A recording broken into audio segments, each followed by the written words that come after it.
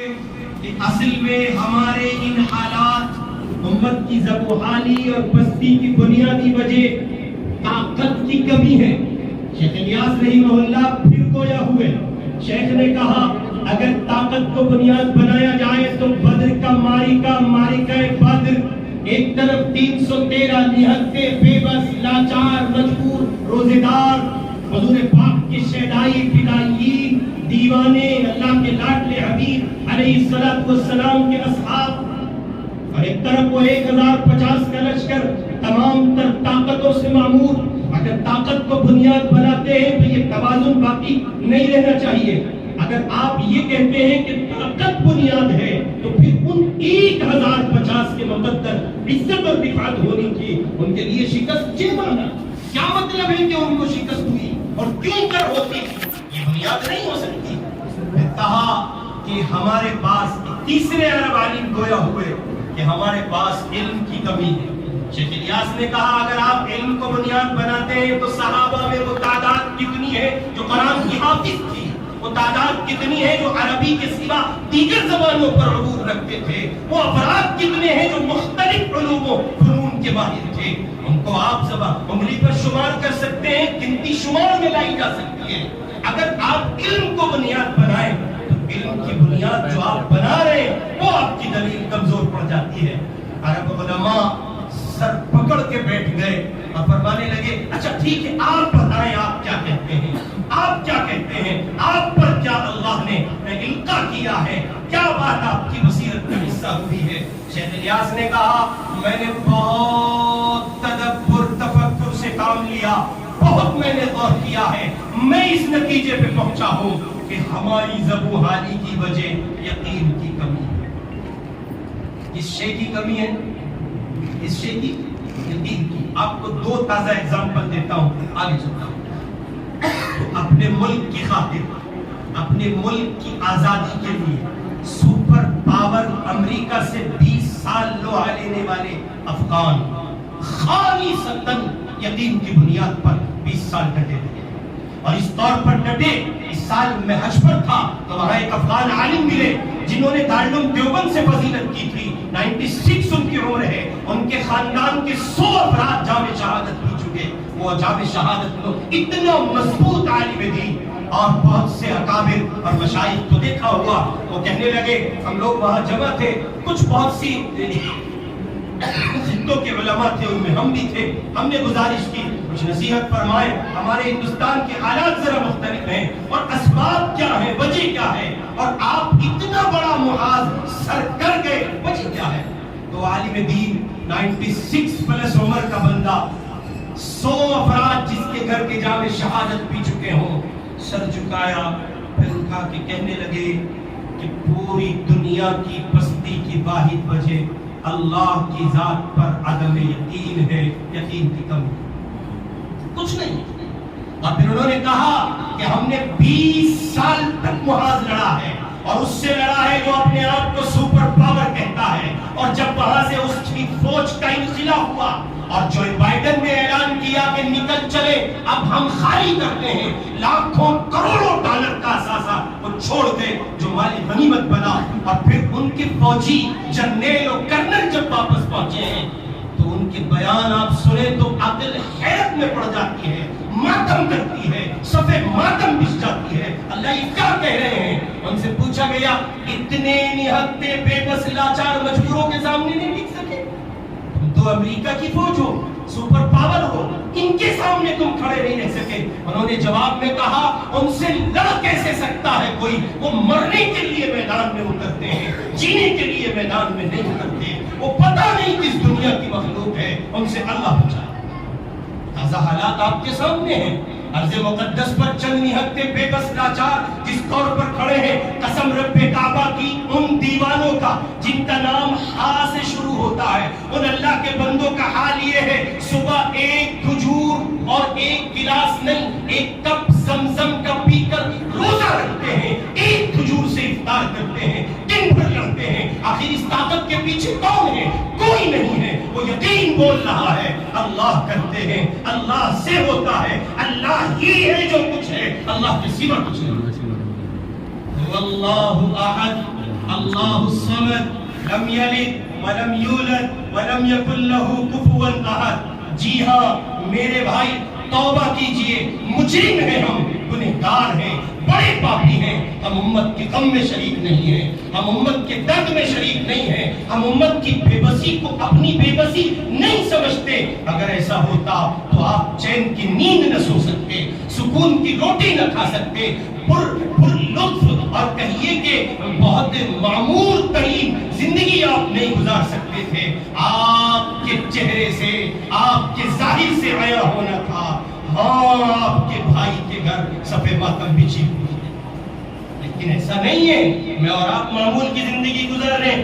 قبل اس کے کہ رب اکبر کی عدالت میں کوئی معصوم فلسطینی بچہ چلتے ہوئے میرا آپ کا دامن پکڑ کے اللہ کی عدالت میں گہار لگا کے کہے مولا اس کی جنت منسوخ کر دیجئے، یہ جنت میں جانے کا مستحق نہیں ہے. ہم تڑپ رہے تھے، بلک رہے تھے. یہ 2 رکعت پڑھنے کا روادار نہیں ہے.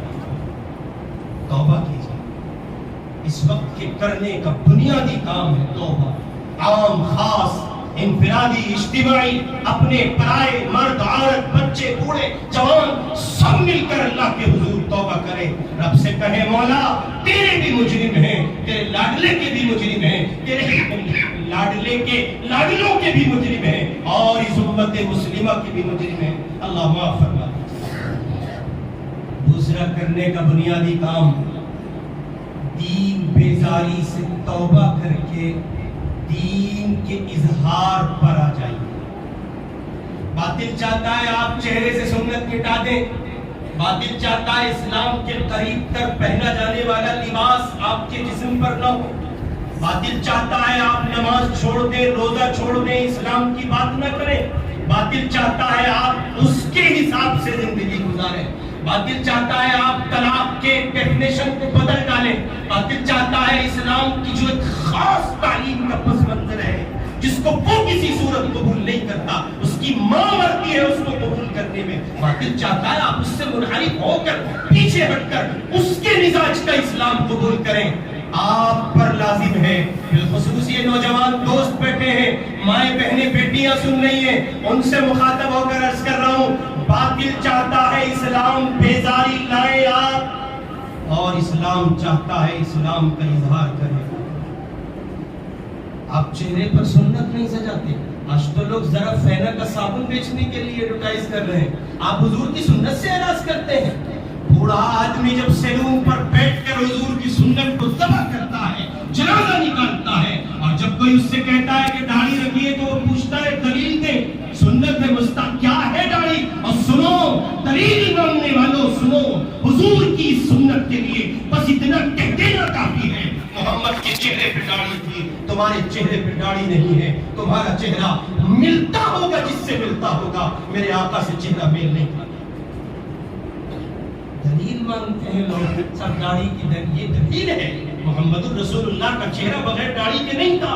اب جب حضور کے چہرے پر داڑھی ہے، مصطفیٰ کے نقش قدم پہ چلنے کے لیے، بقول حضرت حکیم اختر صاحب رحمۃ اللہ علیہ کے نقش قدم نبی کے ہیں. جنت کے راستے اللہ سے ملاتے ہیں سنت کے راستے. اس لیے عرض کر رہا ہوں اپنے وجود پر اسلام نافذ کیجئے. نوجوان دوستوں کی خدمت میں بسد احترام 2 ٹوک صاف لفظوں میں دین ظاہر کیجئے، مسلمان ہونا ظاہر کیجئے. سمیر اور جناب اس طرح کے نام جو کامن نیم سمجھے جاتے ہیں، جن سے یہ شناخت نہ ہو سکے کہ آپ مسلمان ہیں کہ کسی اور دنیا سے آتے ہیں، ان کے رکھنے سے اس دور میں گریز واجب ہے. اس لیے کہ باطل کی خوشنمائی اور باطل کی خوشی اسی میں.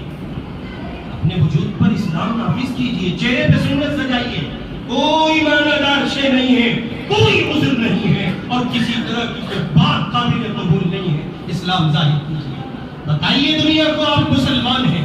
آپ نے نہیں دیکھا اس ملک میں کچھ لوگ ملتانی لیپ کر اور اپنے سر پر ایک چوکیا باندھ کر اپنے مذہب پر فخر کرتے ہیں، اور وہ اپنے آپ کو اپنے مذہب کے طور پر پیش کرنے اور اس شناخت کو بیان کرنے میں عار محسوس نہیں کرتے.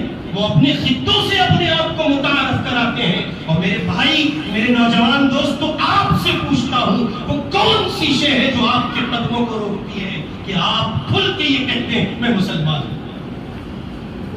1000 لعنتیں ہیں اس سے نوکری پر، اس ملازمت پر جو آپ کو اس دعوت کے ساتھ پیش کی جائے کہ چہرے پہ سنت نہیں ہوگی، نماز نہیں ہوگی اور خدا کے دین کے علم کو بلند کرنا نہیں ہوگا۔ اگر آپ ان سب سے سمجھوتا کرتے ہیں تو آپ ہوں گے جس کے ہوں گے، آپ محمد رسول اللہ کے نہیں ہو سکتے۔ اس لیے بسل احترام عرض چہرے پہ سنت سجائیے، داڑھی رکھیے داڑھی، اور اگلا دور، اگلا زمانہ، اگلی دنیا، جیسے جیسے یہ دنیا رفتہ برفتہ بڑھ رہی ہے، یہ دنیا چل رہی ہے قدم بقدم، اچھے سے ذہن نشین فرما لیجئے، آنے والا کل ان کا جن کی جھولی میں محمد کا دین ہوگا، آنے والا کل ان کا جو محمد کے ظاہر سے معمور ہوں گے، جن پر حضور کا ظاہر نہیں ہوگا، ان کو آنے والے کل میں ذلتوں کا سامنا ہوگا، عزتوں اور رفعتوں کا سامنا نہیں ہوگا۔ اس لیے اسلام اپنے وجود پر نافذ کیجیے، ظاہر کیجیے۔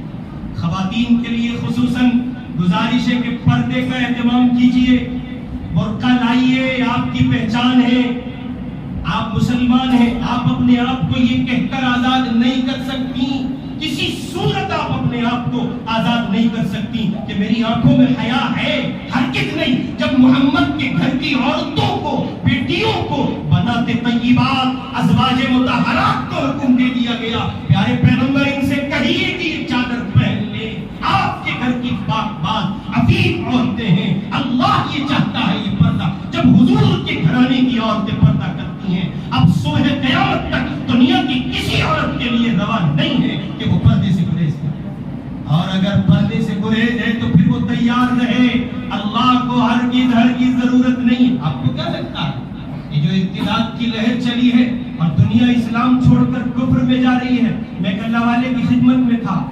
سہارنپور کے بزرگ ایک شیخ ان کے پاس میں بیٹھا، تو انہوں نے قرآن کی ایک یہ آیت پڑھتے ہوئے مجھ سے کہا کہ میاں آپ کو لگتا ہے لوگ اسلام چھوڑ کر جا رہے ہیں؟ میں نے کہا جی۔ فرمایا نہیں، اللہ دھکے دے رہا ہے، انلزمکموہا وانتم لہا کارہون۔ پروردگار اعلان کر رہا ہے جب تمہیں ہماری ہدایت میں کوئی دلچسپی نہیں ہے تو پھر ہم اپنی ہدایت کو تم پر چسپاں کریں گے؟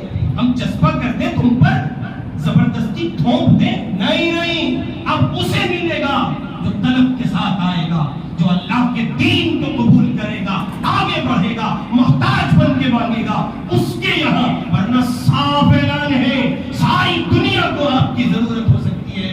اللہ کہہ رہے ہیں وَإِن تَتَوَلَّوْا يَسْتَبْدِلْ قَوْمًا غَيْرَكُمْ، ہم لائیں گے، کسی اور کو لائیں گے، تم نہیں ہو، تم آتے نہیں ہو، آگے نہیں بڑھ رہے ہو، ہم کسی اور کو لائیں گے۔ ادھر ارض مقدس پر خون بہ رہا ہے، ادھر فرانس میں اسلام کی لہر چلی ہے، امریکہ میں لہر چلی ہے، پورے یورپ کی سرزمین پر پرتی دن کے لحاظ سے فی دن اگر آپ آنکڑا نکالیں تو ہزاروں لوگ ان کی جانفشانی، جانبازی، ان کی قربانی، ان کی استقامت کے نتیجے میں اسلام قبول کر کے اس آیت کا مصداق بن رہے ہیں۔ ثم لا یکونوا امثالکم، اللہ کہہ رہے ہیں وہ تمہارے جیسے نہیں ہوں گے جن کو تمہارے بعد اسلام دیا جائے۔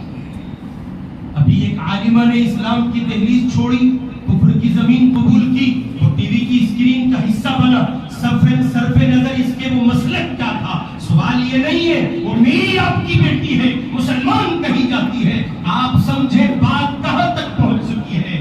اس کی ذمہ دار مردوں کی دنیا سے زیادہ عورتوں کی دنیا۔ ایک عورت اپنا کردار، اپنے افکار، اپنے خیالات، اپنی دنیا، اپنا طرز زندگی، اپنے جینے کے ڈھنگ کو جب غیر اسلامی روش پر لے جاتی ہے، پھر اس کی کوکھ سے وہ افراد پیدا نہیں ہوتے جن افراد کی معاشرے کو ضرورت ہوتی ہے۔ آپ نے نام سنا ہوگا حکیم الاسلام حضرت قاری محمد طیب صاحب رحمۃ اللہ علیہ، دارالعلوم دیوبند کا 60 سالہ محتمم۔ یہ تو دنیا نے دیکھا کہ وہ 60 سال اہتمام کر گئے، 25 و 22 سال کی عمر میں محتمم بنائے گئے۔ اتنا بڑا آدمی، یہ کسی کو نہیں پتا کہ پیچھے کون ہے۔ حضرت اس اتنے بڑے آدمی کے پیچھے ایک خاتون کھڑی ہے۔ حضرت قاری صاحب رحمۃ اللہ علیہ کہتے ہیں کہ میں نے مشکات شریف جیسی حدیث کی بڑی کتاب، اتنی موٹی کتاب ہے. حضرت قاری صاحب کہتے ہیں میں نے مشکات شریف اپنے گھر میں اپنی دادی حجت الاسلام حضرت قاسم نانوتوی رحمت اللہ علیہ کی اہلیہ سے سبقن پڑھی ہے. جس گھر میں پوتے کو دادی مشکات پڑھاتی ہو اس گھر کے بچے اگر حکیم الاسلام قاری طیب نہ ہو تو اور کیا ہو. دنیا جانتی ہے کہ حضرت مولانا الیاس صاحب رحمۃ اللہ علیہ سے اللہ تعالیٰ نے اتنا بڑا کام لیا. آپ کو نہیں معلوم ہے تاریخ کے اوراق پلٹیے اور اگر پلٹے ہیں تو نظر دوڑائیے پیچھے ماں کھڑی ہے. حضرت شیخ لکھتے ہیں مولانا زکریا صاحب رحمۃ اللہ علیہ کہ حضرت مولانا کی والدہ کا عام زمانے میں روٹین کی زندگی میں رمضان کے سوا تلاوت کا معمول ایک منزل قرآن پاک کا. عورت اور اس زمانے میں خواتین ٹوٹم کی روٹیاں بناتی تھیں. آج تو کہیے کہ فیملیز تقسیم ہو چکی ہیں اور اب اس طرح کی طرز زندگی نہیں ہے گھروں میں کہ صاحب بہت سی فیملیاں اکٹھی رہتی ہوں. آج تو بیٹے ہیں چار تو چاروں جدا ہیں اور ماں باپ تڑپ رہے بلک رہے کوئی پرسان حال نہیں ہے. 4 بیٹوں کے ہوتے ہوئے تازی روٹی باپ کو نہیں مل رہی ہے. ایسے بچوں کی زندگی پر تو آپ جانتے ہیں اس زمانے میں جب مائیں ٹوٹم کی روٹیاں بناتی ہیں حضرت مولانا رحمت اللہ علیہ کی والدہ سارے گھر کے کام کاج کر کے ایک منزل قرآن کی پڑھتی ہیں اور شیخ لکھتے ہیں رمضان المبارک میں اس معمول میں اتنا اضافہ ہوتا کہ حضرت مولانا الیاس صاحب رحمت اللہ علیہ کی والدہ رمضان میں سارے کام کر کے 40 سپارے قرآن کی پڑھتی تھی. کتنے سپارے؟ ایک قرآن پاک پلس 10 سپارے مکمل. اب جس کی ماں اتنا قرآن پڑھتی ہو اس کا بیٹا الیاس کا نبی نہ ہو تو اور کیا. اس لیے عرض کر رہا ہوں خواتین سے مخاطب ہوں مائیں بہنیں بچیاں سن رہی ہیں. آپ کا بدلنا اتنا ضروری ہے جتنا سورج کا نکلنا روشنی کے لیے ضروری ہے. آپ کا بدلنا اتنا ضروری ہے جتنا سورج کا چھپنا تاریکی کے لیے ضروری ہے. اگر آپ نہ بدلی اچھا بیٹا معاشرے کو نہیں مل سکتا. آپ نہ بدلی اچھا باپ نہیں مل سکتا. آپ نہ بدلی اچھا شوہر نہیں مل سکتا. آپ نہ بدلی اچھا بھائی نہیں مل سکتا. اس لیے کہ یہ سب آپ کے زیر سایہ پھل پڑھ کر جوان ہوتے ہیں. آپ کی تعلیمات ان میں سرایت کرتی ہے گھر کرتی ہے. اگر ایک ماں نہ بدلی معاشرے کا بدلنا ممکن نہیں. اس لیے ماؤں سے بسط احترام عرض ہے اپنے وجود پر اسلام نافذ کیجیے. نوجوان دوستوں سے خصوصاً عرض کر رہا ہوں اپنے ظاہر پر اسلام لائیے داڑھی رکھیے لباس کے قریب تر آئیے. میں آپ سے نہیں کہہ رہا ہوں پینٹ شرٹ چھوڑ دیجیے نہیں بس اتنا کیجیے کہ ایسا لباس پہنیے جو ساتر ہو مکمل مستور کر دے آپ کو قریب تر ہو اسلامی خاکوں اور اسلامی خانوں کے قریب ہو آپ کے وجود کو پورے طور پر ڈھانپنے والا ہو. جی ہاں ایسا لباس پہنیے جو قریب تر ہو سنت کے اور اس لباس میں زندگی گزاریے. اپنے مسلمان ہونے کو ظاہر کیجیے اس پر فخر کیجیے 100 مرتبہ شکر گزار رہیے. اس لیے کہ اللہ بڑے غیور ہیں. وہ جب دینے پہ آتے ہیں تو ان کو دیتے ہیں جن کا گمان نہیں ہوتا. لینے پہ آتے ہیں تو ان سے لیتے ہیں. سفیان ثوری بیٹھے ہوئے رو رہے. کسی نے کہا آپ کیوں روتے ہیں؟ کہا میرا اخیر رولا. آپ کو اتنے بڑے محدث کو آپ کو اپنا اخیر رولا؟ فرمایا ہاں اس لیے کہ میں نے اپنے ان سر کی آنکھوں سے دیکھا ہے ایک ایسا شخص جس نے 40 سال تک مسجد نبوی میں 40 سال تک تکبیر اولیٰ کے ساتھ نماز جماعت سے پڑھی ہے. میرے اساتذہ میں ان کا شمار ہوتا ہے. جب اخیر ہوا ہے تو کفر پر مرے ہیں. اللہ نے ایمان چھین لیا. شیخ الہند کو خبر دی گئی مالٹا کی جیل میں. شیخ الاسلام تشریف لائے اور فرمانے لگے حضرت کام بن گیا مزے آ گئے. کہا ہوا کیا ہے؟ حسین احمد کیا کہتے ہو؟ کہا حضرت انگریز نے ہماری پھانسی طے کر دی ہے. اتنا سننا تھا. شیخ الہند کی سسکیاں اور ہڑکیاں اتنی دراز ہوئی اتنی بلند ہوئی. شیخ الاسلام قریب لگے اور ہاتھ جوڑ کے کہا حضرت اگر کوئی گستاخی ہو گئی ہو معافی چاہتا ہوں معاف کر دیجئے. کوئی دل شکنی ہوئی ہو؟ فرمایا نہیں حسین احمد تمہارے کہنے سے کوئی تکلیف نہیں پہنچی ہے اس لیے رو رہا ہوں. اللہ بڑے غیور ہیں